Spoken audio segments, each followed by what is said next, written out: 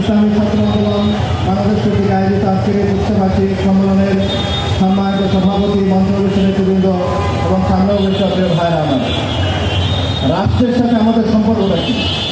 বাংলাদেশের সংবিধান মতে আমরা জনগণ রাষ্ট্রের মালিক, আর রাষ্ট্র যারা পরিচালনা করেন তারা একটা সুনির্দিষ্ট দায়িত্ব নিয়ে রাষ্ট্র পরিচালনা করেন। তাদেরকে রাষ্ট্রের সেবক হিসেবে, জনগণের সেবক হিসেবে চিহ্নিত করা হয়। রাষ্ট্রের মূল কাজটা কি? এই রাষ্ট্র, আমরা যখন এক গ্লাস পানি খাই সেখান থেকে ভ্যাট নেয়, 1 মিনিট মোবাইলে কথা বলি সেখান থেকে টাকা নেয়। আমি আর আপনি বাংলাদেশে যা করি না কেন সব কিছুর থেকে এই সরকার, এই রাষ্ট্র টাকা নেয়। বিনিময়ে রাষ্ট্রের কাছে আমরা কি চাই? রাষ্ট্রের কাছে প্রধানত তো চাই হলো নিরাপত্তা। আমাদের কোথাও কোনো বাধাগ্রস্ত হবে না, কেউ কোথাও খুন হবে না, কারো জীবন কোথাও হুমকির মুখে পড়বে না, এটা নিশ্চিত করা রাষ্ট্রের প্রধানতম দায়িত্ব। আমরা এই সরকার ক্ষমতায় আসার পরে প্রতিদিন গড়ে 10 জনের উপরে খুন হয়েছে। এই কথা যখন সংসদে ওঠে, আমাদের স্বরাষ্ট্রমন্ত্রী বলেন খুন হওয়ার পর তারা গ্রেফতার করেছেন, হ্যান করেছেন, ত্যান করেছেন। আমরা বলি ভাইজান, আপনি যত গ্রেফতার করেন না কেন, একজন মানুষের জীবনে কি আর ফেরত আসে? এমন রাষ্ট্র তো দরকার নাই যে এই রাষ্ট্র খুন হওয়ার পরে অ্যাক্টিভ হয়। আমরা এমন একটা রাষ্ট্র চেয়েছিলাম যেই রাষ্ট্র খুন হওয়ার আগে অ্যাক্টিভ হয়ে মানুষের জীবন রক্ষা করে। কিন্তু এই রাষ্ট্র খুন হওয়ার আগে কোনো গা নাই, খুন হওয়ার আগে কোনো করণীয় নাই, খুন হওয়ার পরে হাম্বিতম্বি করে কিন্তু কোনো বিচার করে না। সবাই ভাইরা আমার, রামিজ হত্যার পরে এত আন্দোলন হইল, সরকার 90 দিনের মধ্যে কত কিছু করে, আজ পর্যন্ত সেই বিচারের রায় কি বাস্তবায়িত হয়েছে?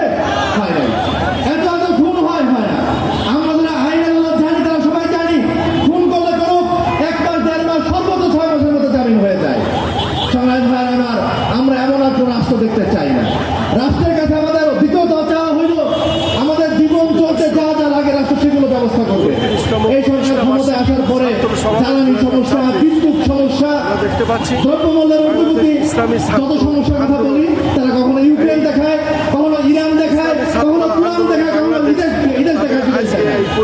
ভাইজান, আপনি তাদের দায়িত্ব নিয়েছেন রাষ্ট্র চালানোর জন্য, হাজার সমস্যা মোকাবেলা করেও তাদের সমাধান করতে হবে।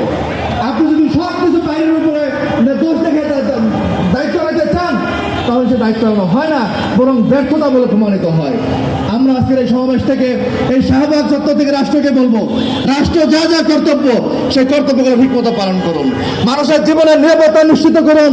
খুন হওয়ার পরে কি করলেন দেখতে চাই না, খুন যাতে না হয় সেটা নিশ্চিত করুন। ইরানে, তুরানে আর ইউক্রেনে কি দেখতে চাই না, মানুষের জ্বালানির ব্যবস্থা করুন। আপনাদের অধিকার দলের কি হয়েছে গালাল শুনতে চাই না, মানুষের বিদ্যুতের ব্যবস্থা করুন, সারের ব্যবস্থা করুন, দ্রব্যমূল্য নিয়ন্ত্রণ ব্যবস্থা করুন। যদি না করে, এই কথা বারবার বলতে বলতে চিনি শোনায়, সস্তা শোনায়, কিন্তু যেই মানুষ একবার বিপ্লব করা শিখে যায় সেই মানুষ বারবার বিপ্লব করে।